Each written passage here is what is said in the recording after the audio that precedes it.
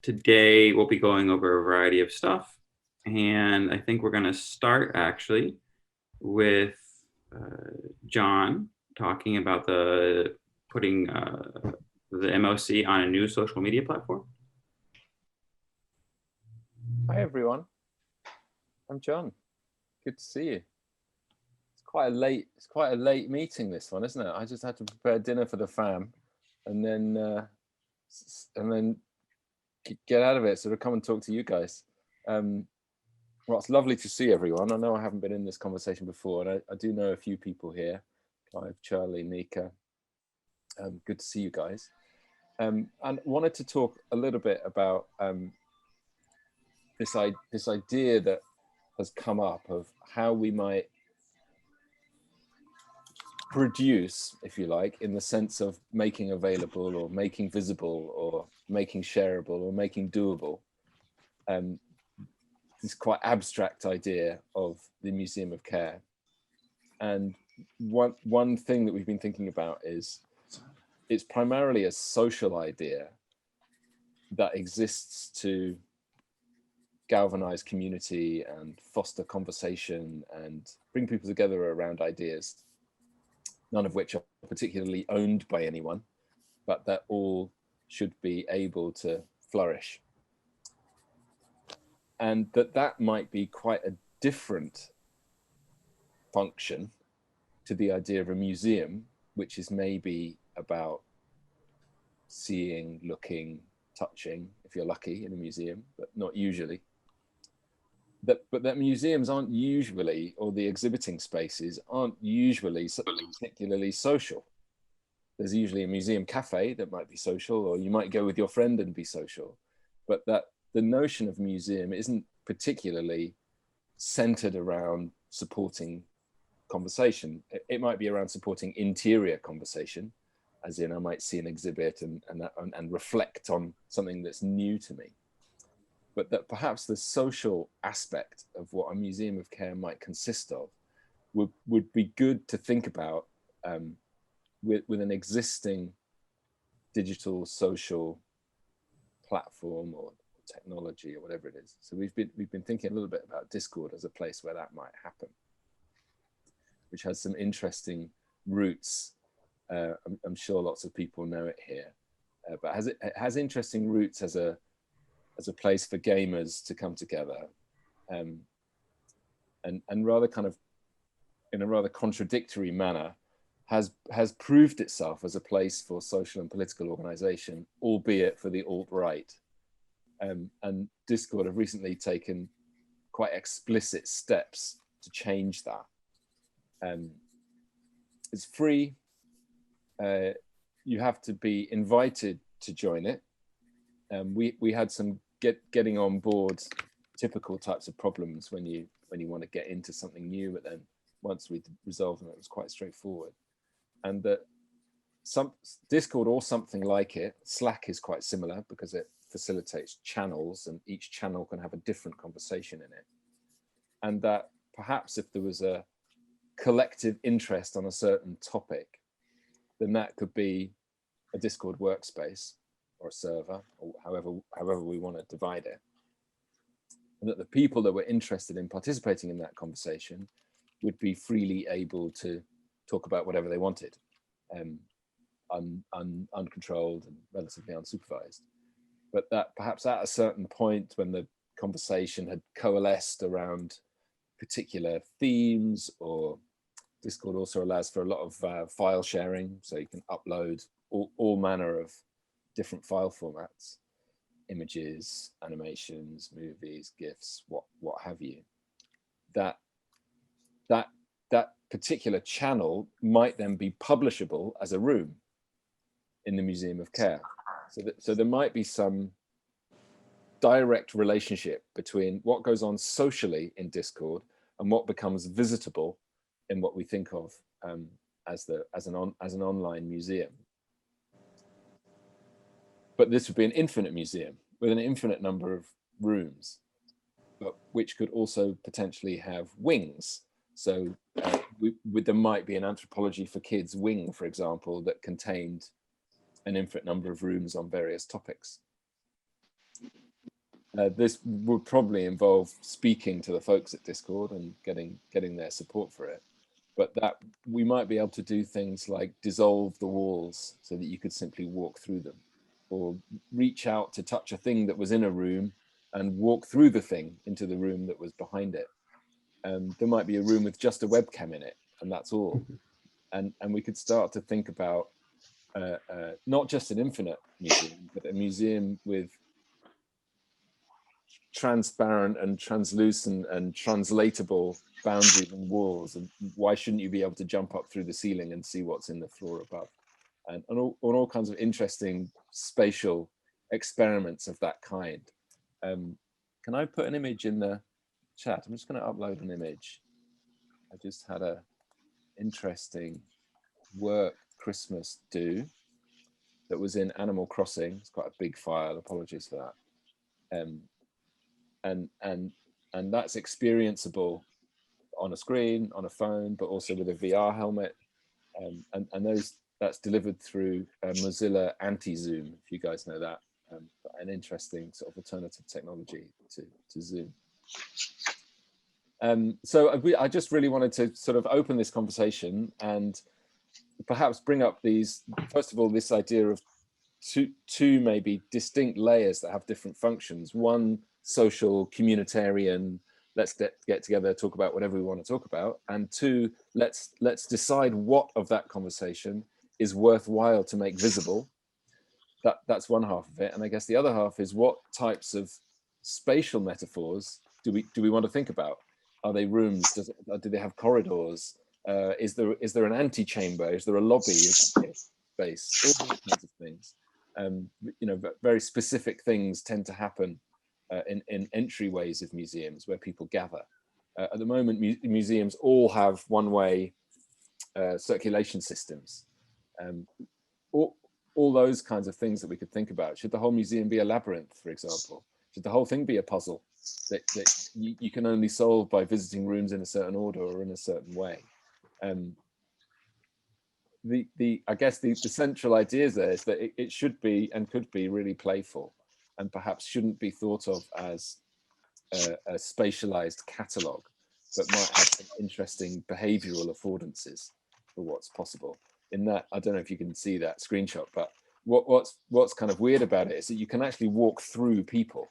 So one avatar can walk through the other avatars. And sometimes when you get stuck, you realize that you're stuck in the middle of someone and you're literally looking around the inside of another avatar.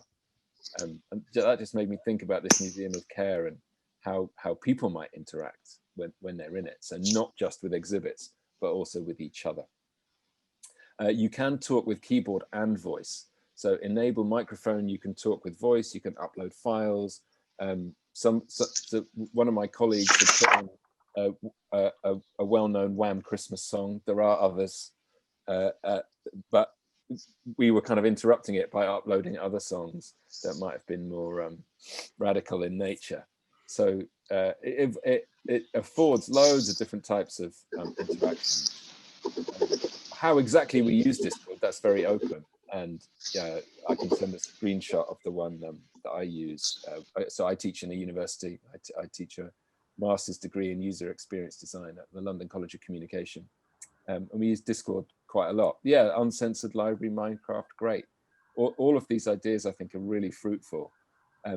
What's good about Discord, I think, is that we don't need to redesign it. It's got channels, it's got upload facilities, it's shareable, it's free. And that feels like a good principle that we build on something that already exists. Yeah, that's where we've got, folks. Thank you. Thoughts or responses or feedback about that? Questions? I just put a question in the chat. This is Elizabeth, about whether Discord is accessible from every nation. Well, that is a good question. It certainly is in China, South Korea, and Japan. I know that for sure. Haven't tested. I'm sorry, was that is or is not? Sorry, I missed it. It is definitely, yes, in those countries.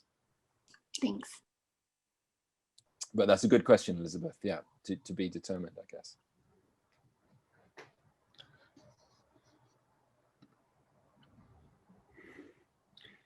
Hey, virtual. sorry for butting in here. Go I for it. just Googled it, and I think Discord isn't in China. Like you have to use a VPN or something. That may be the case. Yes, I mean, we on the one that we use at work, we have at least 30 people connecting and talking from China all the time. It could be they're all using VPNs. I don't know. Yeah.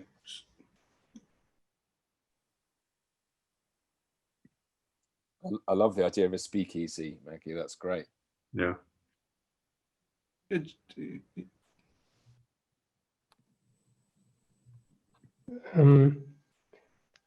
Alex, please. I don't know much about Discord, but I do know that it's a privately owned corporation, and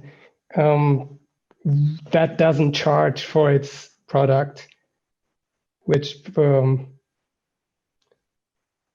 and it doesn't advertise as far as I know. So that makes me think where the money comes from.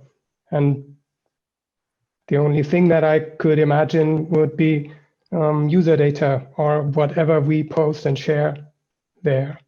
But all of those are really valid concerns. I think they did just raise a whole load of funding, venture capital funding, and there are pro and premier services that I assume they get money from. But yeah, I think those are really valid questions. So I do know that there are quite a few free alternatives that probably are much harder to use and set up and don't have that many features, but would we would be able to determine the values under which they operate. Yeah, well, I'd love to know what they are. We could have a look at them, Alex. That would be great. I have a question. What would be, so I know there's a big email chain or listservs going. How would those relate to or complement or replace or all of the above the email? Yeah, good question. I think it would allow like back and forth dialogue to happen in a simpler way, and that way you're not getting a ton into your inbox and just like back and forth. I think it really like pulls those simple conversations that don't require everyone to read or everyone to click on this, and it takes it away from like the email server to clean up your inbox, if you will. Yeah. It looks to me like Discord is going to go towards a paid service in the near future. By what they're doing at the moment. Our hope is that if we can get them involved with us, we can get in on a freebie effectively. But it does look like that's going to be their model. They're already offering paid plans. Yeah. Cool. Is there any concern about who might buy Discord? I mean, Slack was just sold to Salesforce. Would we want to end up possibly, at home in a hostile environment like that?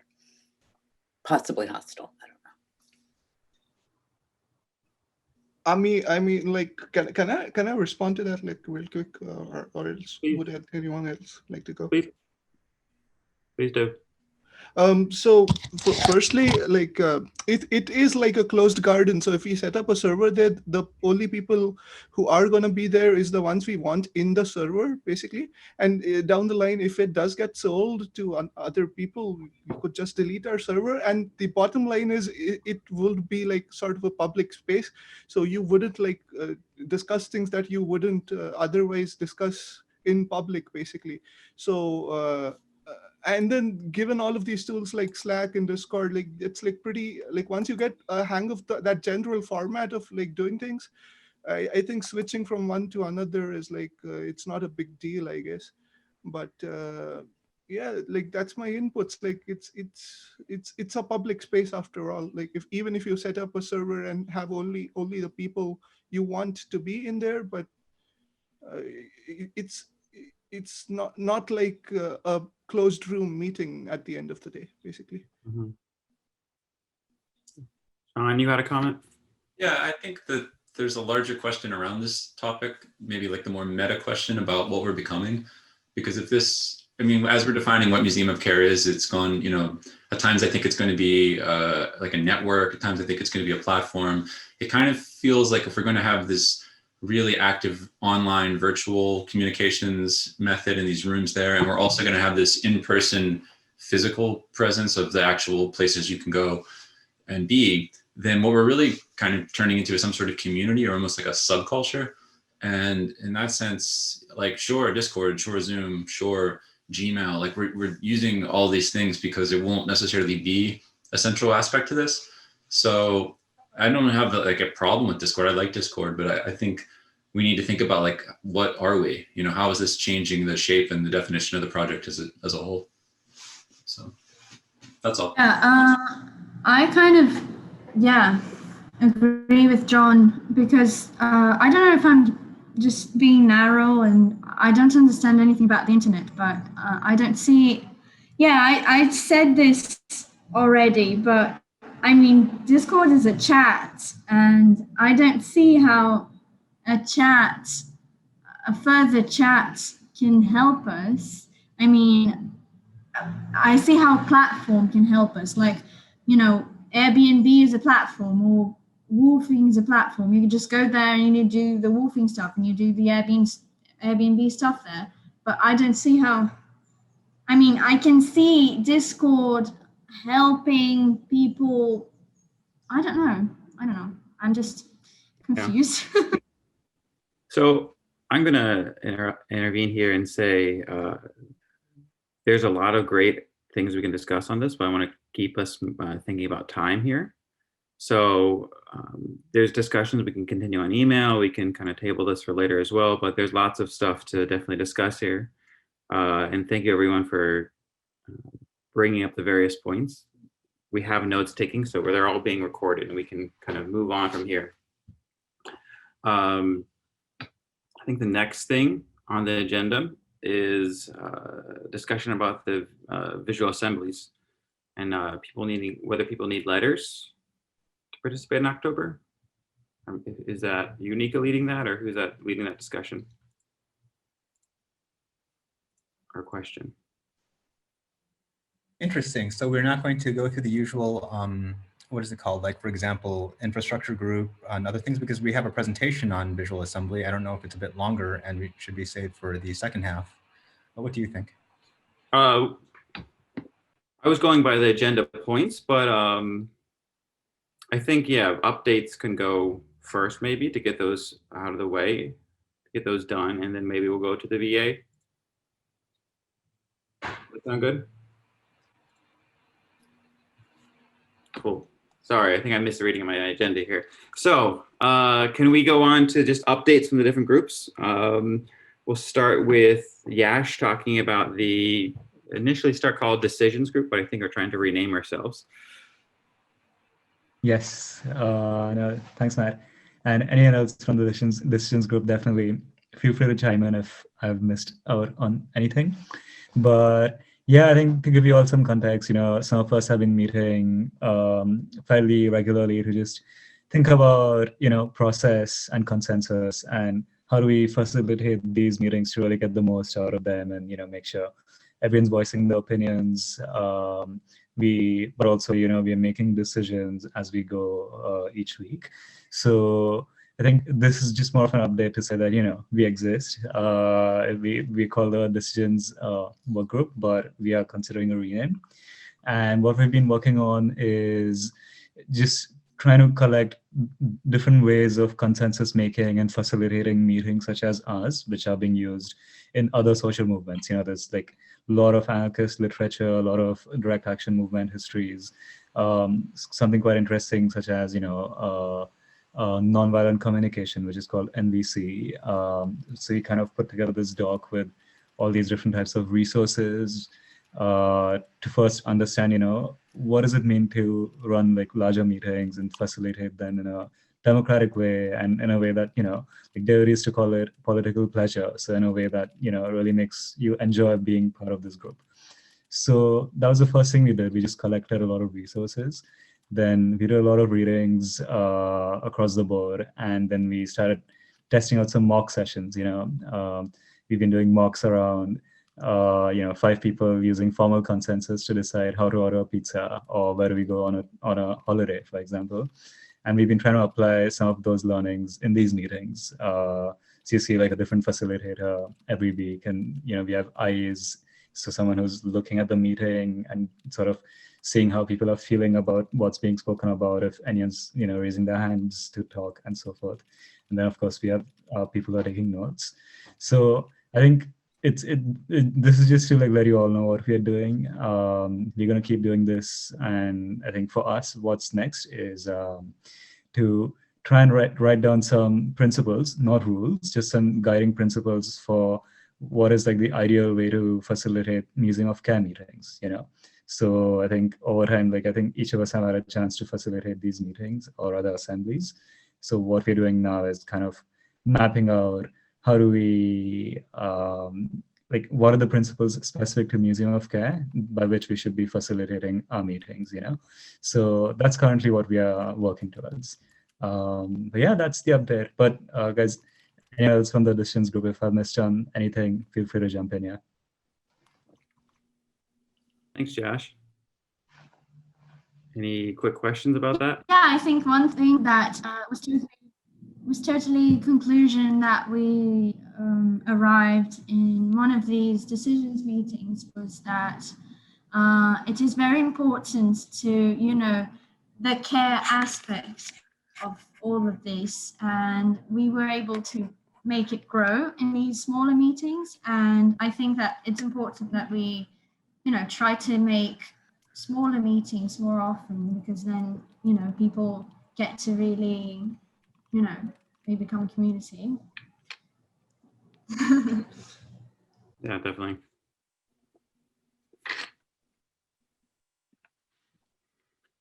Great. Thanks, Josh. Thanks, Gabby. Gabby, I think you're next actually talking about archiving. Oh boy. So so it's been 48 hours that I've been the archivist for Museum of Care. And it's been pretty, how do I say that? I don't know. Yeah, Gabby consuming. But yeah, I have an update. Basically, yeah, I read almost all our emails since October, and there is some, and I made all these documents, and I think the problem right now is that there is some confusion regarding the differences between projects and rooms, and maybe this is something that residencies group should be discussing. But yeah, basically I can't differentiate between projects and rooms, and yeah, and I'm stuck in this. But apart from it, yeah, as soon as this is done, I will try to make this archive as public as possible and go and update it as we go. I suppose that's it. Was there something else? TJ, do you know? I was sharing my difficulties with him. Yes. Okay. So I'm sorry, I was answering a couple of direct messages at the moment. So you mentioned that your difficulties are, difficulties with process versus rooms. And that's, the issue is that we sort of have this, we're still in the sort of primordial ooze of concepts. Yeah. And so we're still like, take a look at 2 of our working groups. We're renaming them decisions and residencies. So we're in a state where our concepts are a bit in flux, and we do need to have case studies of real rooms, or whatever we decide to call them, to start to really solidify our intuitions. So it's quite understandable that at this very early stage, we do have these issues, and it's very useful to work out. So I think this process of actually nailing down what's going on, as Gabby is doing, is extremely useful, and will, I believe at least, strengthen our intuitions and let us think a bit more usefully rigorously, not deadly rigorously, but in a useful way.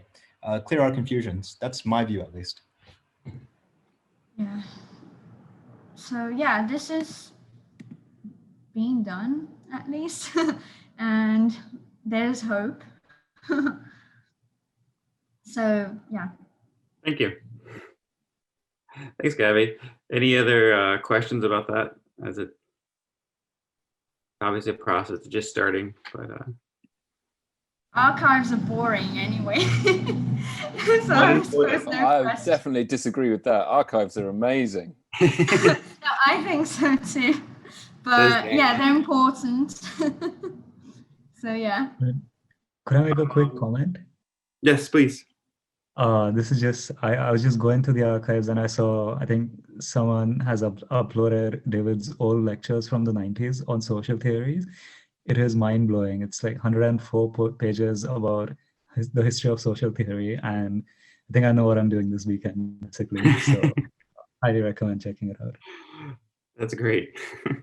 Oh yeah. One thing. I was trying the archive I'm making is like MOC archive. It's not David archive. Like all things, you know, I separated it into kind of, so it's more like all the pragmatic stuff that we sometimes forget and have to look up, and you know, like, okay, so what did we decide in meeting blah blah blah of December 2020, you know. It's more like this, the one I'm doing. Thank you. I think next is a website update from Andre.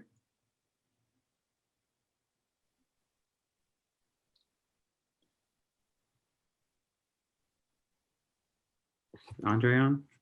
Andre is not here, Okay. but maybe Clive can update, because this is was the two people who was working on that, and actually today it's done, and tomorrow I guess we all can start to test it, and probably TJ will lead us to organize a framework for this.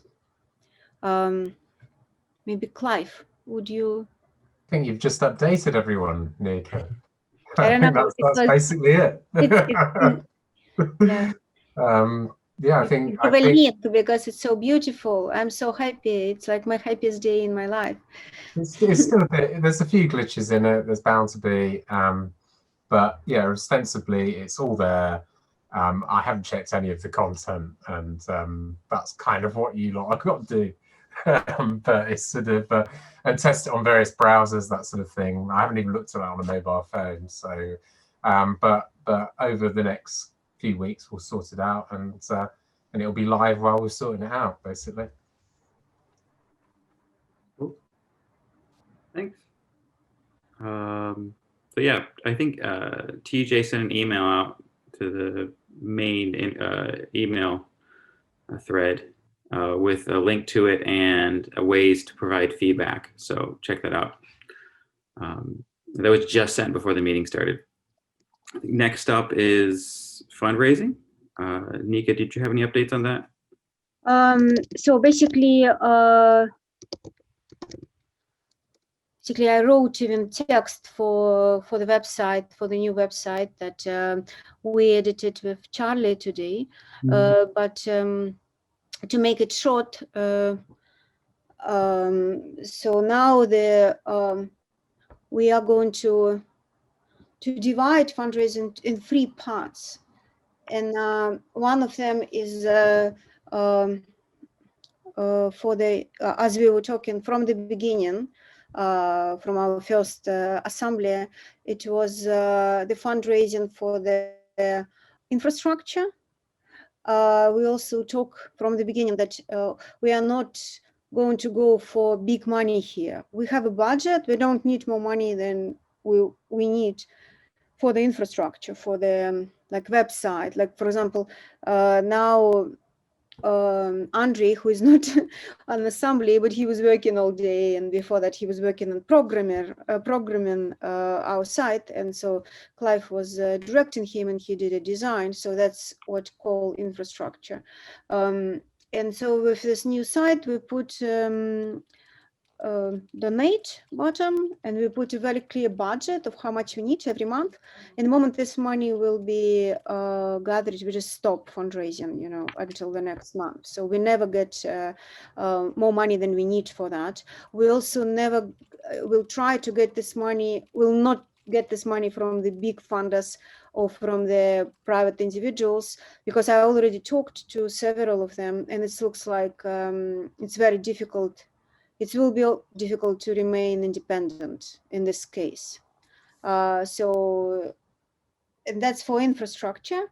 But then we have a projects. And so we start from Carnival, as we did with no money. But then now we're moving to this two projects. One is Museum of Care Visual Assembly that we can talk later. In another one is a proposal from Steve Keen and some other, it's a famous anthropologist and economist who is friends of David's, who was working with him on money theory.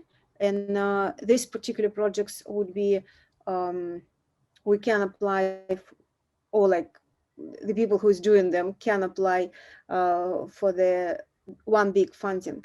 And so in this paper that I probably will circulate in a mailing list, and we can discuss it there, I'm suggesting the following.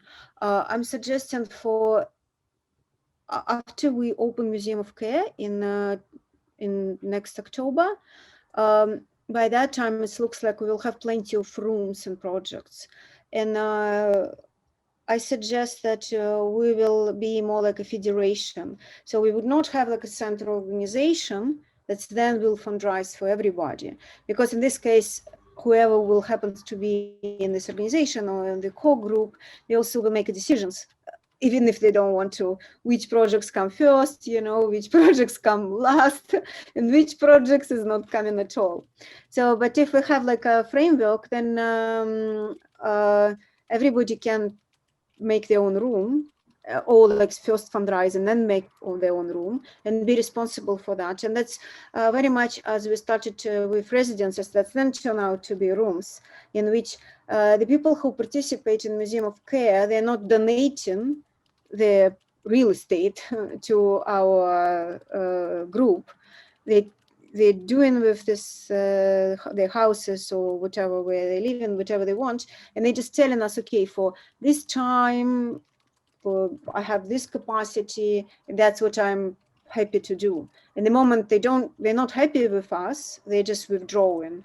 And I think it's very important, this idea that whatever's done in these rooms, it belongs to the people who did that. And the moment they disagree, they can just take it and go. And yeah, so that's I think one of the very important freedoms to leave when they're happy or unhappy. So, and I think that make also, it's not so much about fundraising as about politics of social architecture that we want to create. And yeah, and so I will just post this. I can post it actually now in the chat, the text for discussion. And then I can also post it on the mailing list.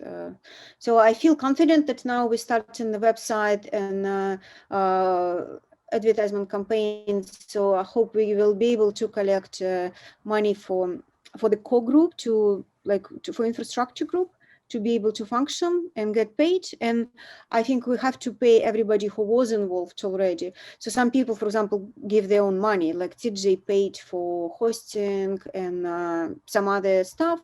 So, and he also worked, and now he's going to organize testing. So Andre was working for months already. Charlie and Clive did design, Claire was administrative, and so on and so forth. So it's all, we all put it as a budget, as a reimbursement, and as a future budget for the people to get paid. And then Visual Assembly, I just got a nice letter from the people from, I think, Slovenia, who was saying, hey, Museum of Care, are you going to do something in October? Because if you are going to do, then right now it's time for us to apply for funds. And so, from like I also know some other people who may join us in October. In this case, our help and facilitation for these people would be to, as a Museum of Care, we should write a letter describing our project in October. That will be the opening for the Museum of Care. And we should help them with information to fundraise for themselves. And I don't know, maybe in Slovakia they can get, or in Slovenia they can get like 5,000 euros or 500 euros for the sprays, you know. Maybe in Japan they can get 30,000. This money is not coming to us. We don't want any part of that. We're here only to help. But of course, since we're from all around the world, everyone here is very welcome to fundraise themselves if they need to, if they're interested to, and use our, like, you know, organizational framework in order to get help. So that's it. Should I post now the file, or should I post it in the mailing list? What is the best way to do with the description of fundraising politics? Maybe both. Okay. Cool. There's been some discussion going on about where the bank accounts are for that in the chat, but aside from that, that's happening in the discussion. There's some answers there. Do anyone else have other questions about fundraising before we move on to press? Okay, I don't know if this is under fundraising, but I think at some point we should discuss the idea of time banks and talk about possibly integrating it in the Museum of Care structure. Yeah. So for example, so like I haven't if you order that, yeah, if you add that, maybe we can put it into the final fundraising statement, because whatever file I'm sending now is up for discussion. Yeah, and editing. Yeah, but if we don't have enough money and there's already people working for us on the website, etc. Well, what a time bank would allow you to do, and we have to think a lot about this, of how to set this up, is pay those people with hours, you know, or with spirulina, or with staying in a room for a couple of weeks, etc. Like this kind of alternative economy. And I think there's shitty ways to do that, and there's good ways to do that, but it's something we can think about independent of getting funds. Yeah, I agree. Okay, so look at that and we can discuss more later as we go. Claire Jeffries, you had an update on press? Hi everyone. The press release about Carnival is now on the website under the tab News. And Bev, who's helping us talk to journalists, she's now talking to them about the Carnival, about David, and a bit about Museum of Care. And it's looking like probably they're going to be more interested in talking to Nika to get kind of in-depth stuff on David. But I still think it's great that we did the spokesperson training, because that, you know, you can't have too much of that kind of stuff. But I haven't heard anything back yet, so I don't know unless Nika, she's been in touch with you, has she, Bev, today? Didn't actually check yet. Yeah, so I don't think there's anything to report back on, you know, things, you know, in flow yet in terms of coverage. That's it. Thank you. Any other questions on that before we move to Dennis? If there's any updates on rooms, any questions about press?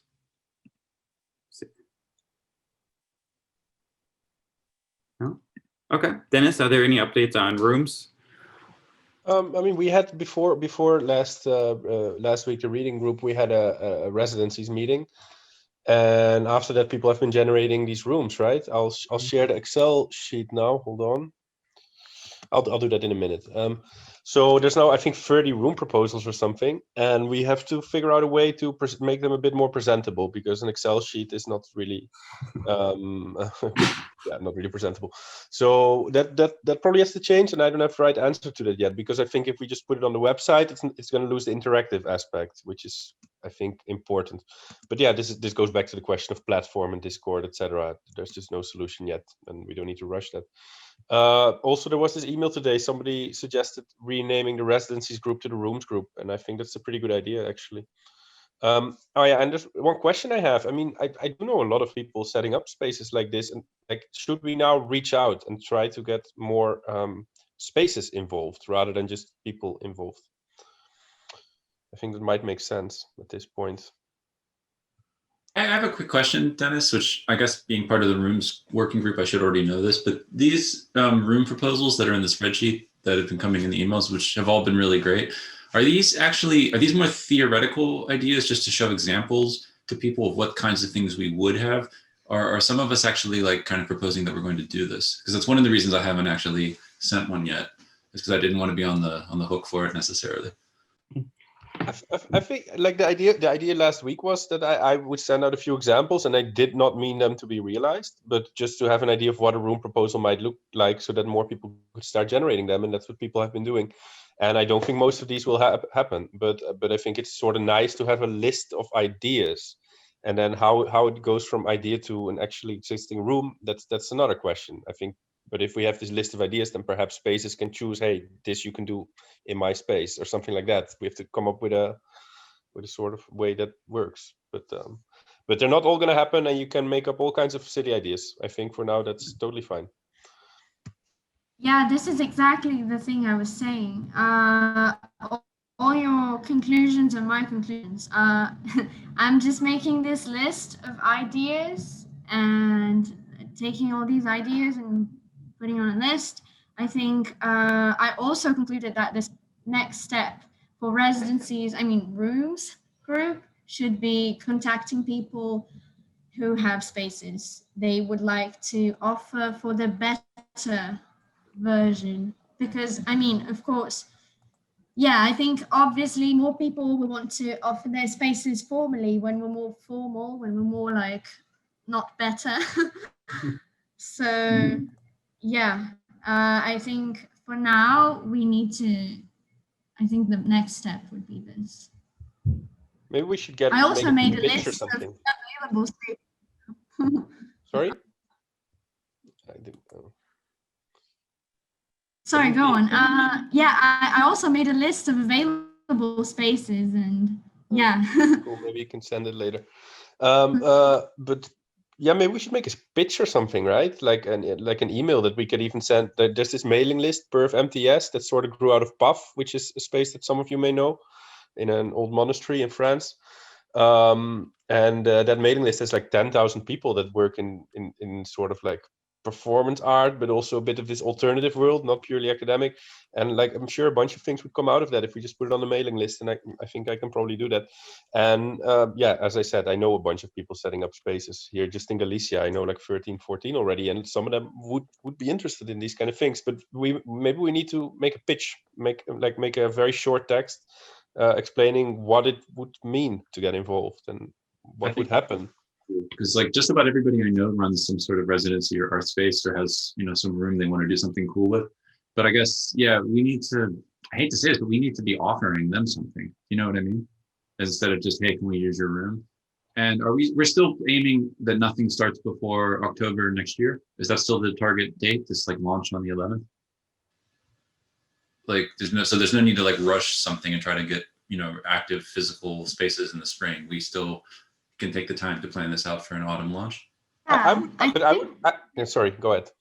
No, I think that like the official launch date was going to be 11th of October, but before that, we, like as in us, we will be trying to, make them work as well as we can before launching, right? So you were going to say something? We can also prepare things. Today, for example, I got in touch with the people from Rozhevo who is hosting Carnival, and they said they would like to invite us to Rozhevo. So maybe that's another things to do, just to get to organize a bunch of trips, you know, collect people in the groups and decide who's going where, because it's several places, not only Rozhevo, but Rozhevo in particular, where we can organize trips before the October, as also part of the campaign for us to open Visual Assembly in October. And also 3D, like 3D printer RepRap, Andrei Ambor was saying that he has his own network, of course, with 3D printers. And that's another thing that we can offer. And I think many of us would be interested ourselves to become part of that network. At least I would love to have 3D printer somehow and to make projects with it. Yeah. Great, thank you, everyone. But I don't think anything speaks against the idea of like a beta. Beta is a weird word, but already try to experiment a little bit with the structure before the big launch, right? So that we actually have a feeling for how this project might roll out. I think there would be nothing wrong with that, but I don't know. Great. Thank you for the update. So the last couple things we have on is the presentation on the visual assemblies. We'll need proposals for the next reading group text. And then there's discussion about a constitution maybe. So I think we have a couple minutes left. We can do the presentation on VA next, I think. Okie dokie. Well, we agreed to start with a little presentation from our favorite, davidgraeber. I'm going to share my screen and begin. Let's see if this works out nicely. Share screen, desktop one. Okay, do you see my desktop? No. Oh, no. Second. How There about it now? is. Okay, perfect. Okay, now we'll begin. The carrying classes for some. Excuse me, sorry. I'll raise volume. This talk, I should say, is entitled Visual Assembly, What If Nurses Reimagined a Hospital? I think it's a good introduction to the aims of visual assembly. And I'll put the link in the chat for you. Yeah, I've been talking about the revolt of the carrying classes for some time. And it occurred to me this could be a really brilliant tool for that, because one of the effects of power is always the suppression of knowledge, the devaluation of knowledge. When you destroy community, you destroy knowledge. One of the things neoliberalism does is it puts power in the hands of managers who are trained in business school, who have no idea what's going on. So you have this situation where especially anybody who's giving some kind of care, a teacher, a nurse, has all of this knowledge. They sit around keenly aware of what's going on around them, of the microdynamics, and they can't talk about it. I mean, they can't talk about the fact that a lot of people's jobs are totally pointless. They can't talk about the fact that their job is totally pointless in some cases. They can't talk about how they actually feel about the administrative responsibilities and all incoherences, or they can talk about it to each other, but can't talk about it to anyone else. So you have this wealth of knowledge and insight about organization, which is not just lost, it's completely suppressed. Now, the left has got this problem of how to organize these people, and it's largely because they're trying to work, the major problem you have is not with your boss, not even ultimately clear who your boss is in a lot of cases in the carrying picture. It's with the managers, it's with the administrators. And the left is trying to organize both the administrators and the caregivers in the same organizations, often in the same unions, certainly in the same political party. So it just increases this effect of suppression. So we have, if you create this tool of reimagination and say, all right, what would happen if the nurses reimagined the entire organizational structure of a hospital or of a medical service?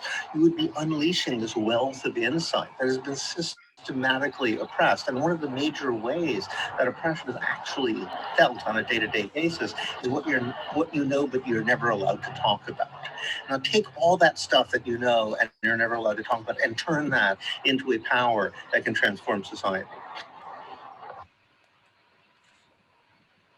Okay, with that, I would like to introduce my co-teachers at the art school IAFS, which I've mentioned before in emails and I think here as well. These are people who I'm extremely proud to be teaching, like extremely honored to be teaching with, because they're people experienced with obstructing the powers that be. I would like to introduce Maggie Bacon, an activist and artist, and Elizabeth Travelslight, my teacher at IAFS. I hope you give me a good grade. Just joking, I don't get grades. So yes, there we go. Thanks. That's really sweet of you, TJ. Yeah, you know, I feel like our free school and the Museum of Care are kind of like kindred spirits, and so there's a lot of mutual understanding and shared values. And Nika sort of presented us with the opportunity to explore visual assembly and the role of the artist as a facilitator of visual assembly as a technique. And so what we did was we took that idea and folded it into our free school has a course proposal process. And so TJ, Maggie, and I are working on developing a course proposal to invite artists to explore and experiment with the technique of visual assembly between our next school term starts in February, mid-February. So between mid-February and October, we'll be hosting a series of lessons, open studios, opportunities to explore and experiment with visual assembly, and then also kind of get under the hood of visual assembly to think about the sort of the concepts and theories, you know, that inform it, the things that are possible through it, and then also looking at other examples of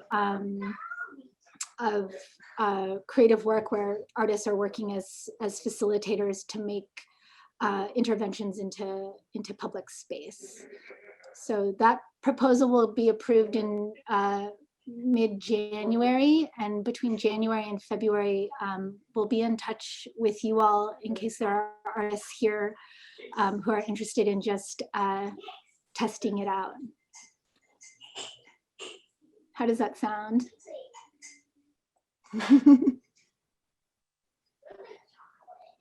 Awesome. Thank you. Any other comments or questions about that? I'll add actually a really interesting part of the conversation that I had with TJ and Maggie today was around pedagogy.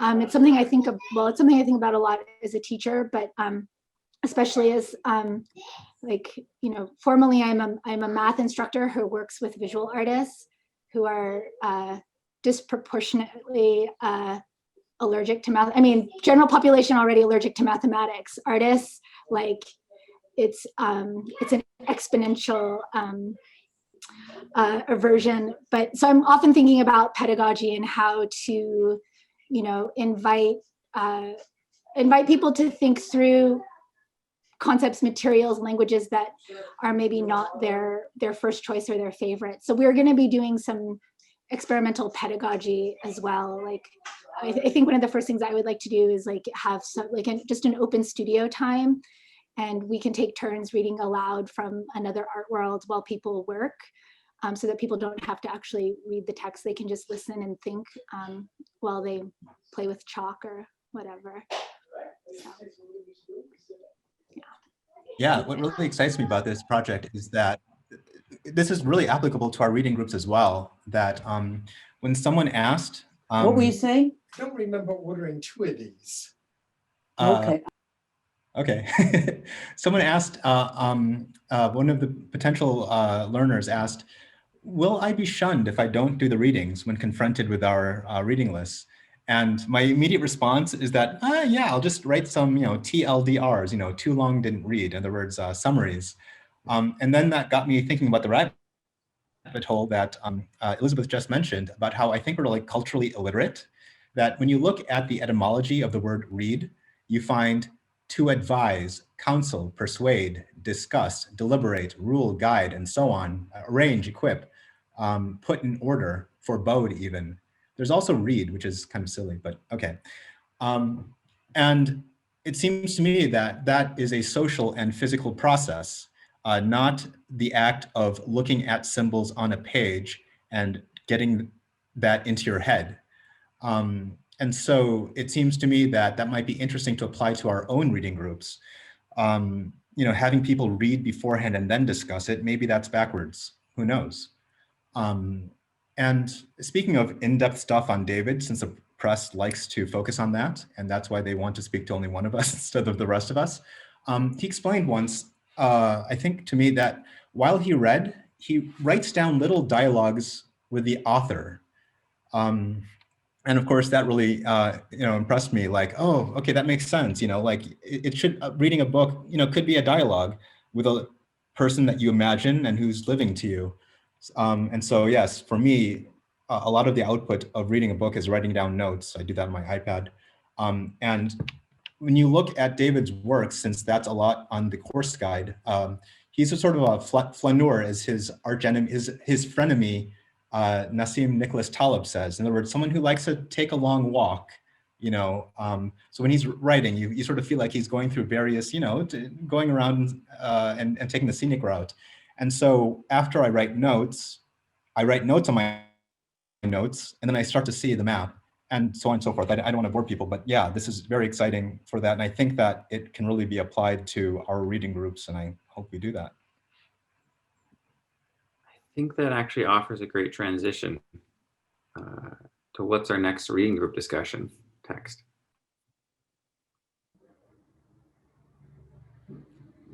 We have proposals.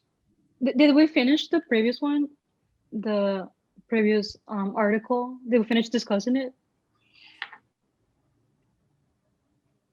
I wasn't here last week, so I can't answer that. I think we were going to continue, but okay. The question was whether it was going to be this coming Friday or the next one.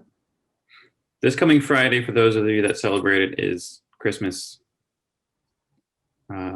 Yeah, I have a proposal once in my life. Decisions group, hey.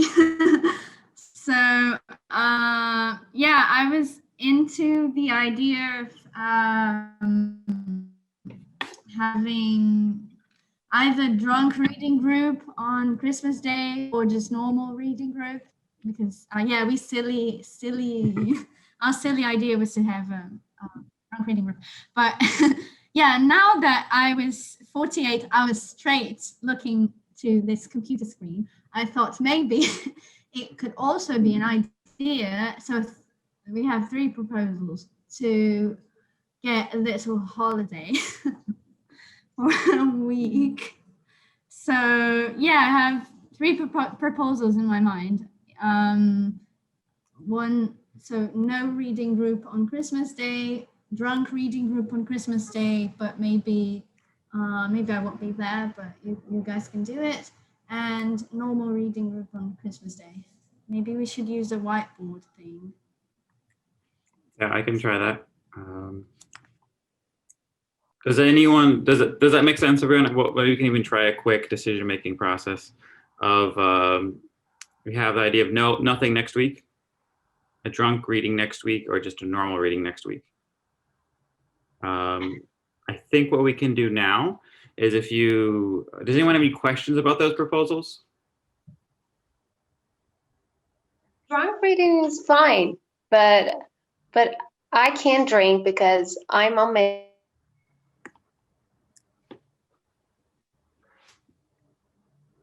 Okay, missed that cut off, but I think that raised a question of what about the people that don't want to drink? I guess that's okay still. I mean, it might not be much fun for them. Yeah, that's a good point. Yeah, I have hot, like warm, non-alcoholic cider. So. Yeah. So I mean, I guess instead of calling it drunk reading group, we could call it like not incredibly serious reading group. So if we just want to goof around and be more social because it's Christmas, that's a yeah. And if you want to drink, sure, but it's not mandatory because that would be insane, right? So we have a open social reading group. So we have a proposal now for an open social reading group. You might discuss one of these topics or something else, or kind of just have some fun. It's Christmas if you celebrate it. Yeah. Well, I myself vote for holidays because I'm exhausted. But I'll do my best. So if you look down on your Zoom, there's a little reactions thing.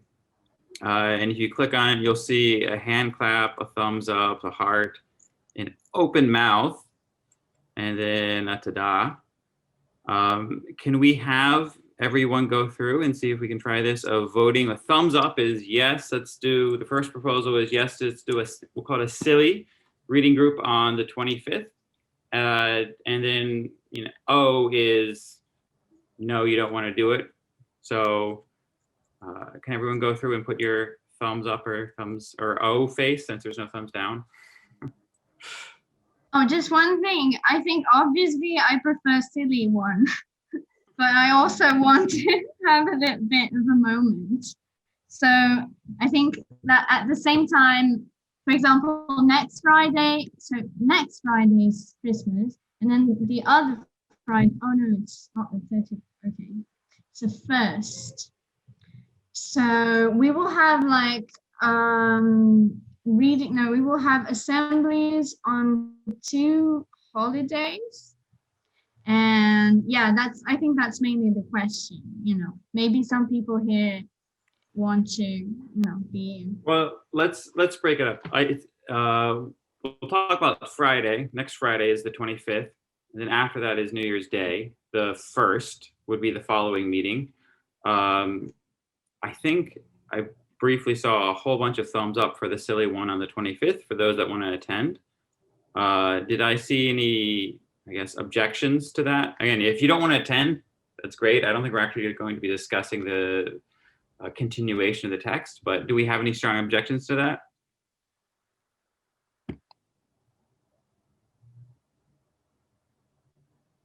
There's thumbs up is yes, the O, open mouth is no, since we don't have a better option. Not seeing, okay. So it sounds like next Friday, I guess, is a silly. If you want to drink or smoke or do whatever you feel like, go for it. We can talk about whatever, it's open. So that sounds fun. Have a Merry Christmas. And then, so let's go to the next one. We put out a proposal that the 1st of January, we'd still meet normal and we'd have like a normal reading group continuing the art communism discussion. Does anyone have any questions or before we vote on it, does anyone have any questions or amendments to that? Because the problem is we don't want to lose momentum, right? About continuing it? Well, I mean, it's Christmas. Yeah. Like, all momentum dies for the next 2 weeks. That's kind of the point of Christmas. Exactly. Yeah. So yeah, I mean, I think I would like to know if other people fear that we would lose momentum or not if we stop for a week, either Christmas or the 1st.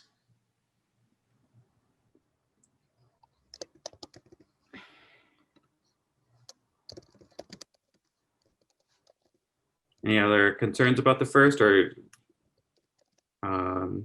I don't think I want to do it on a non-Friday right now. I think this Friday thing has become routine, maybe the only routine I have in my life. So like if we were to switch to a Thursday or a Tuesday or something, that would be chaos. And maybe no way. We should never. Yeah, no way we change that. We had some concerns about people trying to be also mindful of time because it is 9:06 GMT. Matt? Yes. Before we finish, can I share just like some sort of a survey for the next readings, like after the 1st of January? Oh, that would be a good idea, I think, right? Yeah, if you could all submit your answer, and I'll share the results just before the end of the meeting, before everyone is going, everyone's sleeping. Oh, right now? Yeah, I just sent the link. Okay. Okay. But it's not a vote, all right? It's not a vote. We don't have to, we're not going to decide on that. Just to have an idea. We can collect them, and we have readings for the next 2 times, so maybe we can collect them now, and then we can kind of decide at the next one.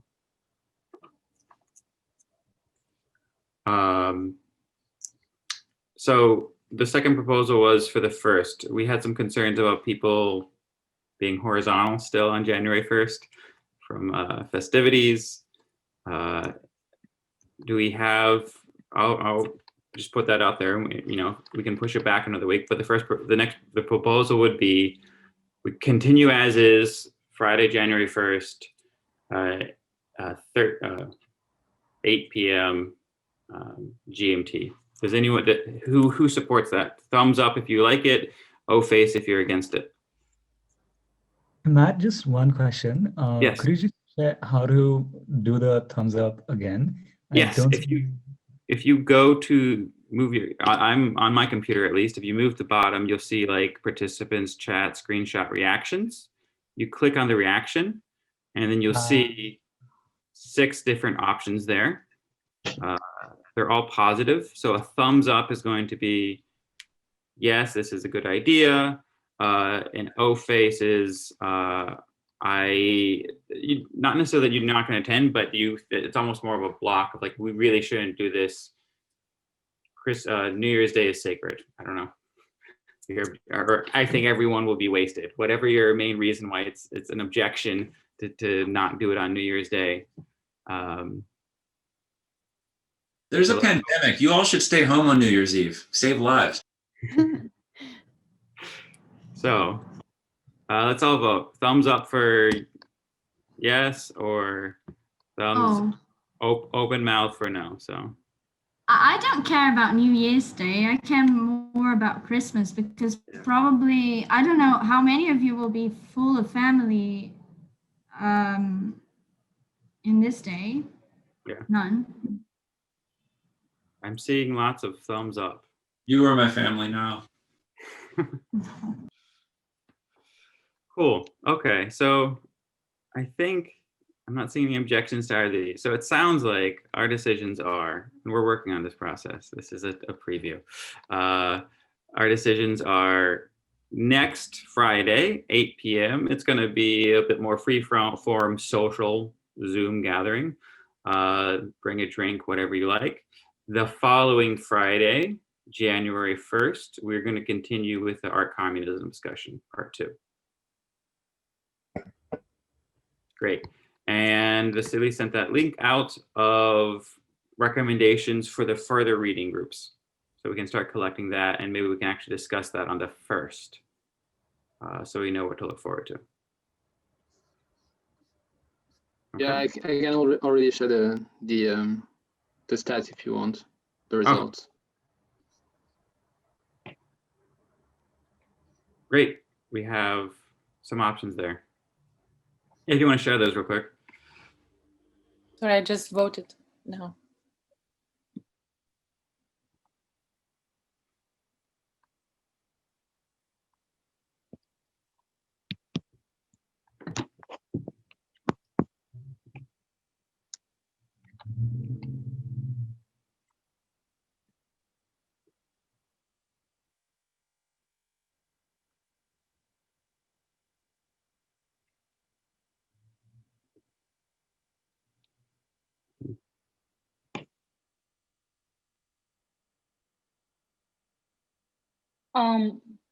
So what was the final position in regards to to the previous essay.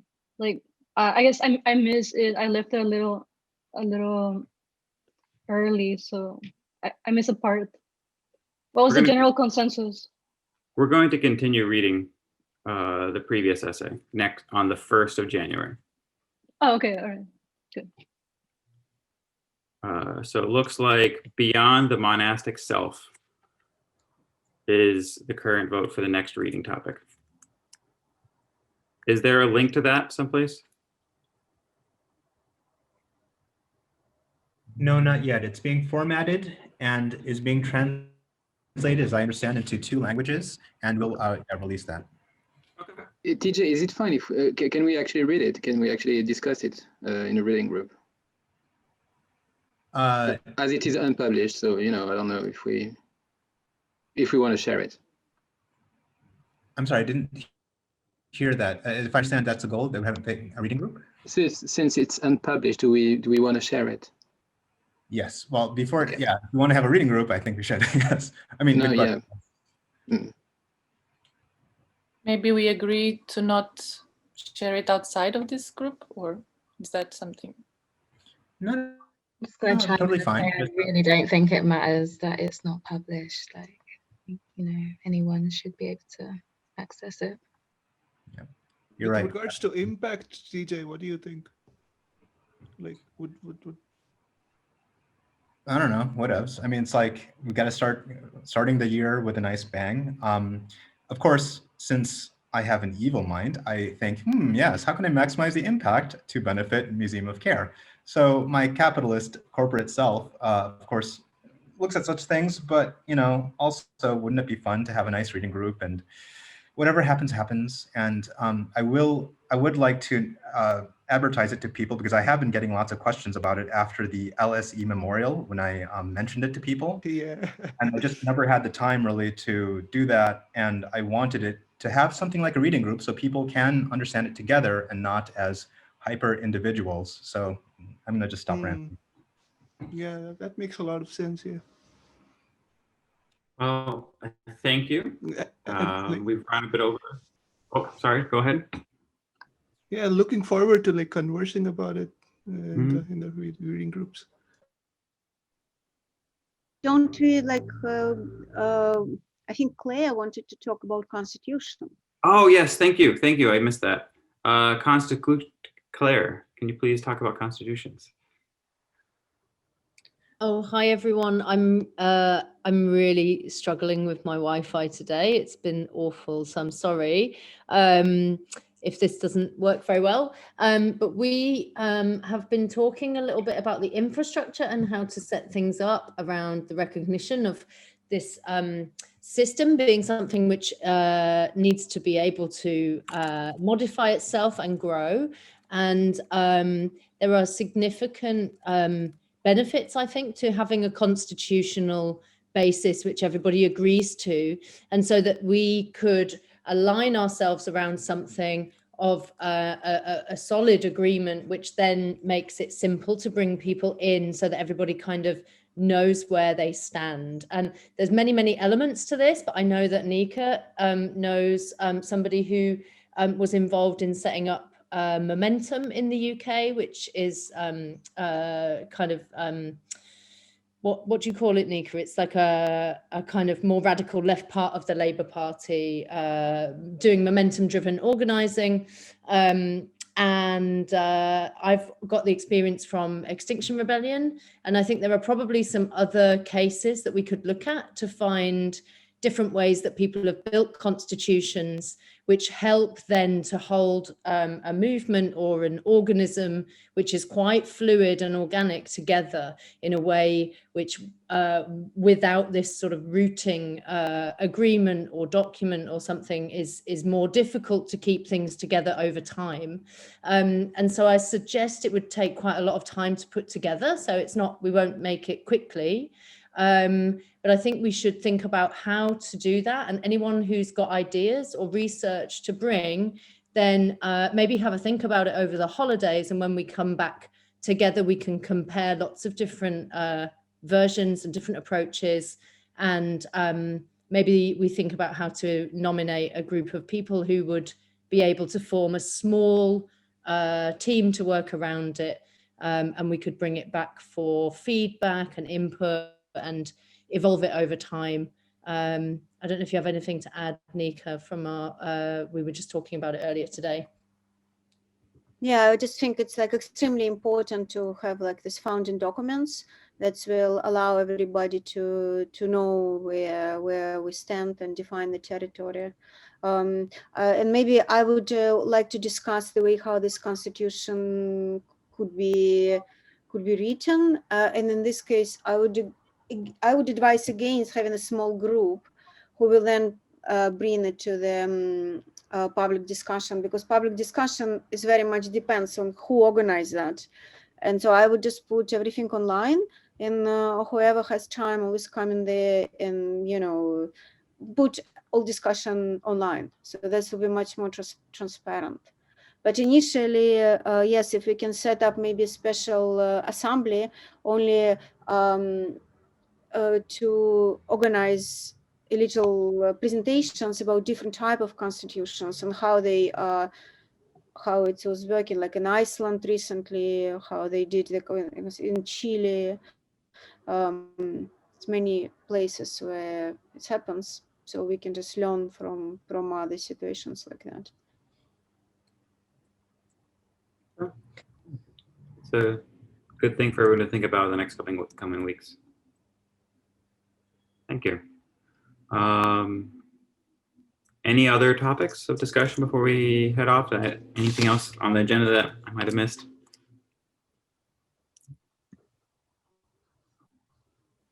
No? Well, thank you, everyone. I think we're going to post notes on one of the Rise Up boards that we took notes. We'll post them, and then other people can come back and, like, if there's anything we missed, you can update that so that we're making sure that all the voices are included in there. Great discussion, everyone, today. And I probably won't be there next week, but I look forward to see everyone in 2 weeks. So, Great facilitation. Thank you. yeah. Thank you. Have a good one.